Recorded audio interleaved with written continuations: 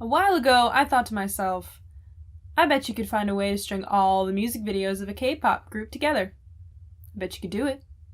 'Cause you're insane. And you have way too much time on your hands. And since B.A.P is my favorite group, I was like, well, let's just test that level of insanity and see just how crazy you really are. Now, I originally was only going to do the Korean version, so no Japanese videos allowed.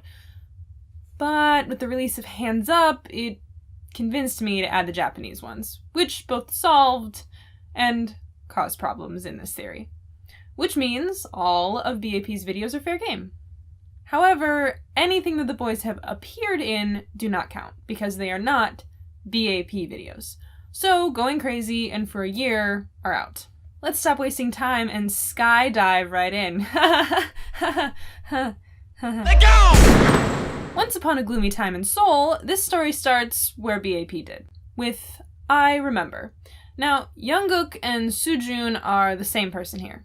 Piece of evidence number 1, number 2, number 3, number 4, number 5, etc. And this girl, remember, no pun intended, remember this girl. Not her face, just she's important. This entire video really is the few seconds before Sugook dies. The headaches, the flashbacks, it all points to his life flashing before his eyes. Despite this couple's dysfunctional, toxic, and clearly abusive relationship, he still sacrifices himself to save her. This all explains why Sujoon is here instead of Jungkook. He feels as if he's viewing someone else's life. And this poor girl has to live on with the guilt for the rest of her life. And she will never see, touch, or hold the man she loves ever again. Well, unless she can. I present to you now this girl. She's a Grim Reaper. Kind of. I wouldn't say she's specifically a Reaper, just a Grim Reaper-esque being. I'll refer to her as the Angel from now on. This angel fell in love with Youngjoon, and when he died and she was utterly devastated, she brought him back to life. But, of course... all magic comes with a price. And he lost all memory of her and what happened. This brings us to Jungkook's second life and the introduction of our next member, J-Lo. In Never Give Up, the boys are in high school, being misfits and troublemakers, and yes, I am saying that I Remember Jungkook is still in high school. In order for this to work, I have to speculate quite a bit, so bear with me here. Now, J-Lo has no family. He's lonely, shy, and doesn't have many friends. Until Jungkook reaches out and takes him under his wing. Maybe he saw something of himself in J-Lo, or maybe he just felt bad for him. No one messes with Jungkook because there are rumors that he's in a real gang.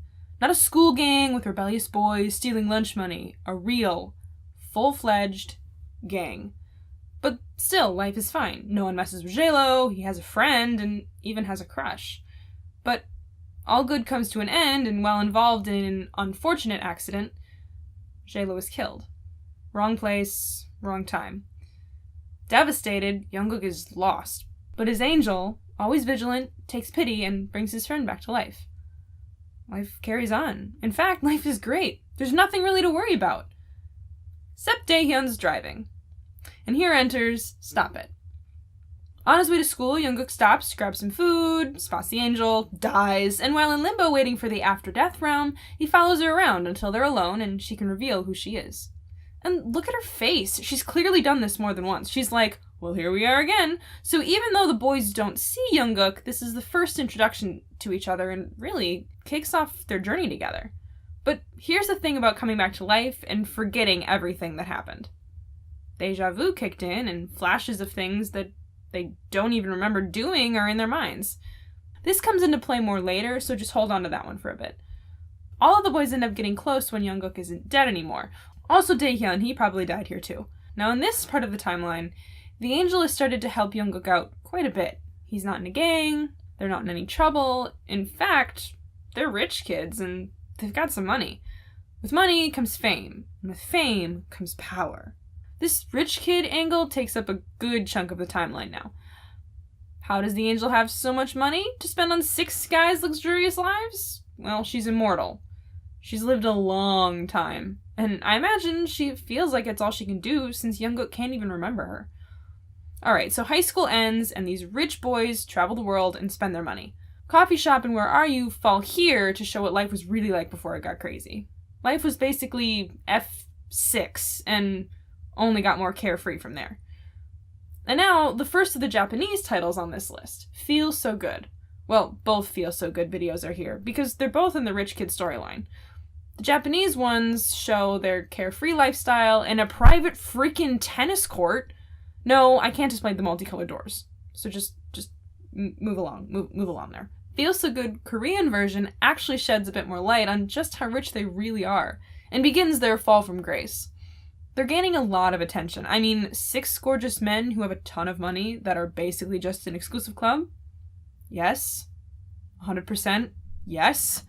They can't walk down the street without people taking videos of them, and now they start to use their fame to their advantage. They have no qualms about breaking into a store, trashing it, and just running off.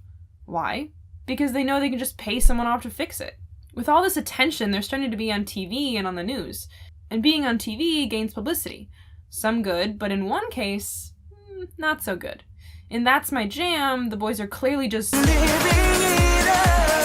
they're having fun all over the place, but when they get locked in a freezer and are seen on the news, someone takes notice. Maybe a police officer that was at the scene when Jungkook died, and he recognizes him instantly. He tells his fellow officers, but they brush him off. Maybe he has a twin or something. Psh, yeah, right, what are the odds of that? Word spreads enough, and you bet people in important places find out. And imagine what the government could do with reincarnating men. This brings us to the last entry in the Happy Rich Kid timeline. In Hurricane, they're off on one of their many trips, living life as usual, until a message in the form of a threat comes to them, and they're told to come out into the desert alone. There, they're blackmailed into coming with the government agents. They're forced to participate in a secret program that gives them no freedom and is geared to create the greatest soldiers in the world. They're experimented on, put through rigorous training, and are subjected to various forms of torture. Hate and anger begins to bubble up inside of them, and they wait for the perfect moment to strike. These rich kids, newly captured and not really dressed for capture, share one big holding room as they await their fates. With No Mercy out of the way, we begin the brief captured storyline. Here we jump to anywhere between a few months to a year later, with one-shot Japanese version. They're imprisoned, chained, and really, really pissed off. They're getting ready for a rebellion, and with power, the rebellion has come to life. They fight back and win, escaping back into the desert and away from the underground prison. But as they're escaping, Daehyun is badly hurt. How do I know it's Daehyun? And how do I know it happens? Well, because after power is rain sound, and there's some pretty good evidence to prove that this ambulance had Daehyun inside of it, and this hospital was the place Daehyun would die. Again. First of all, the ambulance has crashed through the wall, meaning that they were in a rush. This hospital room is clearly unsanitary, so it's probably less than legal, which means they didn't want to explain to the police why their friend has a life-threatening wound. Jungkook used to be in a gang, so he would absolutely know where places like this would be. Now, look at each member. They're all displaying different levels of angst or grief or fear. Except Daehyun. He's just in a daze, which, sure, that could be a form of grief, but when he yells, the light explodes. We already saw from Stop It that when you're in limbo, you can still interact with the living world. I don't think they all actually died at the end. I think they're representing what it felt like to lose a friend. Jungkook hastily stole an ambulance, drove to a nearby underground hospital to try and save his friend. But it was too late. The boys all swear at this point to take their revenge. But first, they need their friend back. In Wake Me Up, both versions, Daehyun is the only one with those gold marking sticker things. And just look at the way he walks down this hallway. That just oozes, I cheated death today. He comes back to life in the basement of the safe house they're currently staying in. They're trying to fly under the radar while still trying to spark a revolution. This video is hard because the real meaning is that society should wake up, so the other actors are just really hard to pinpoint here, and in fact they don't really belong in this theory. So again, let's just move along. Just keep go ahead. Now, it's at this point that the boys are figuring that something is really weird. They've found Daehyun alive in the basement that they thought they had left his body, and they can't figure out how. They're having dreams and flashbacks of things they never did. They just want some answers. So they go to the angel's house, their benefactor, because they need to know the truth. They frantically search for answers. J-Lo remembers back to a memory he had forgotten. A date. Way back in high school. With that girl. Himchan watches someone that looks like him, happy and smiling, beside a girl he thought had been a dream. With memories flooding back, Himchan and the others realize there's only one way to get the answers they need. Himchan takes the gun. If he dies, he can meet the angel, right? They can try again. This is the point now that I'm going to add in the universal video. This one fits in pretty much every time they die. Honeymoon is essentially purgatory. It's the place they stay in between reincarnations. Although they do dine together, each of them has their own area with their own setting. But what do the settings mean? Simply put, they represent the way they died. The first time. We'll come back to this later, but now let's head back to the realm of the living. So the angel resurrects them again, where they wake up again in her home. Which, yes, is a mansion, because she has a lot of money. Here they come to grips with the reality they're starting to understand. They've died several times. Mostly, Young, Wild, and Free is just, I'm having fun living in this mansion and all this money, but there's some hippy-dippy hoodoo thing going on and I have a concern. So, they figured it out. And now, they just want to hear the angel's story. In Fly High, they not only recognize her, but they greet her as a friend. They're grateful and happy to see her. This angel has been very lonely for a very long time, and these boys have accepted her as one of their own. They're not mad at her. In fact, they're grateful. She can't help but feel happy about that. They all agree, however, that the spotlight isn't for them. If they want to survive, they need to stay out of the public's eye. They have to leave the life of luxury behind them. With their final venture, they set the fancy clothes and expensive food aside for the time being. Here enters the two warrior videos to provide us with some setting. They decide to open a car repair garage as a front for their illegal activity, and they decide to do it in a bad part of town. The boys are done playing. This kicks off the rebel storyline. In Kingdom, their small criminal group is just starting. They haven't gained enough traction to really get anything done, so they plan to overthrow a rival gang and win easily. With this victory, they gain more territory and reputation. They're to be feared, and they want war. Here is where Hands Up goes, and they're rallying their troops to follow them into battle, which brings us right into Badman, the height of their rebellion. The government got wind of their activity, however, and sent the local police force to bring them in. But this time, they know they're unkillable. Notice they hardly do anything for the entire fight. They know nothing will happen. Even if they do die, they'll just come back again. They're no longer afraid to die, and of course, they win and are crowned the kings of crime. They're untouchable. Most gangs stay off their turf. Most. The one that does have the guts to mess with them is in for one big surprise. In one shot, it all starts out normal, until Jung-up and Young-guk are jumped in the garage entrance. As we know, things aren't so good as Young-jae has been kidnapped and held for ransom. They could easily go to the angel for money, but they promised they would leave that life behind. If they're gonna get Young-jae back, they're gonna get the money themselves. Before they go on their heist, Young-guk kisses the cross because he believes in the angel to save them. They meet with the money, and Young-jae is sent to them. And of course, they stab the boys in the back, and it ends in a firefight. As long as they all die, it won't be for nothing. No matter how many times they die, though, the emotional stress still impacts them every time. Moving on. Fresh from their last resurrection, the boys rob a gallery. Jung-up's entire attitude has now changed. Where he once stood with his friends, he now feels betrayal. He's not only suffered a really painful head injury, he also died. Again. Steadily, Jung-up is growing more bloodthirsty. He feels that if he can cheat death, he should be able to give it. And nothing gives him greater joy than feeling like a god. The entire crew is feeling on top of their game. Young-jae even goes so far as to literally laugh in the face of death.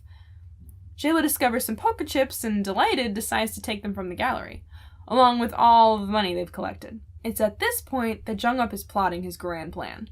How to come out on top and get rid of the others without enacting their revenge later. Finally, closing out this elaborate theory is Skydive. They continue to maintain their territory by disposing of people who disobey their orders. The hardened criminals carry out the swift execution with no hesitation. It's also important to note that Young-guk at this point has given over his title to Himchan. After Young-jae's kidnapping, he felt responsible, and with Jung-up's sudden mood shift, he began to feel unfit to lead. Although Himchan looks after the group well, it isn't the same. Jung-up has no fear of rebelling a little against Himchan. Although he's a good leader, he doesn't command respect the way Young-guk did. The group is starting to slip. Where they used to be strong, they're now drifting apart. And now someone has found their weakness. Jung-up goes after the angel. There's no hope for them to come back now. In Jung-up's mind, if Daeyeon had not sustained any injuries back when they escaped from prison, he wouldn't have found a thirst for blood. So he baits Daeyeon out of fun. At this treacherous state, he does the unthinkable and strikes a deal with the police, their location and plans. At the last stand, the members fearlessly fight without realizing that they won't come back from it this time. Daeyeon is too late to warn them, and the whole thing is over in a flash. Jung-up now is the only survivor of the gang. Not only did he find a way to get rid of them, but he also weaseled his way out of his deal, killing all of the officers involved. The question now remains, can the angel even be killed? Is Jung-up in for it if she is alive? And if she is dead, what if there are more angels? And they have a taste for vengeance? I like to redirect you back to the honeymoon music video. Remember when I said each setting is how each member died the first time? Well, if we're going by what we've seen so far, Jungkook's first death would be I Remember, which was very clearly a lot of gunshots instead of baseball bats. And Daeyeon would have been a car accident. The settings aren't wrong, though. In fact, they're all completely accurate. Himchan overdosed, Youngjae was accidentally buried alive after he tried to save Daehyun, Daehyun died from drowning, Jung-up, a very troubled teenager, slits his wrists in the bathroom sink. J-Lo, well, we do know J-Lo died from an accident. I think in the music video, he's not quite dead yet. He looks in from the outside waiting to enter. And Jungkook, well, he was shot to death. But he died once more before then. He was beaten to death with baseball bats and brought back to life. He's so confident in I Remember because it's happened before. He's not afraid. But if this theory is going to work, that first resurrection can't be the angel they've come to know. Instead, I think it was a chance meeting. A completely different angel that happened to pass by the dark alleyway he was lying in. Perhaps she was someone he had met before. And once she took pity on him, she called upon a friend to keep tabs on him. But never in a million years could either of them have predicted what would have happened, or the outcome of such a tragedy. But you can bet that beings like that are close, and one that kills their own better watch his back. Also, the first angel gives him a watch to let him know that time will eventually run out for him, and it's the same one that's in One Shot and Skydive, so that's kind of cool. Well, that was a ride. Like I said, I'm a bit insane. I have way too much time on my hands, and a very active imagination. Also, I feel this goes without saying, but this is the internet we're talking about here, so, don't take any of this literally. Do I think any of this was done intentionally? No. No, I do not. I'm seriously just a fan with a laptop who had a day off and got super bored. Each music video is a standalone piece that's only connection is that they're B.A.P videos. These pieces only fit together because I forced them to, not because they actually do. With all that being said, I still hope you enjoyed it.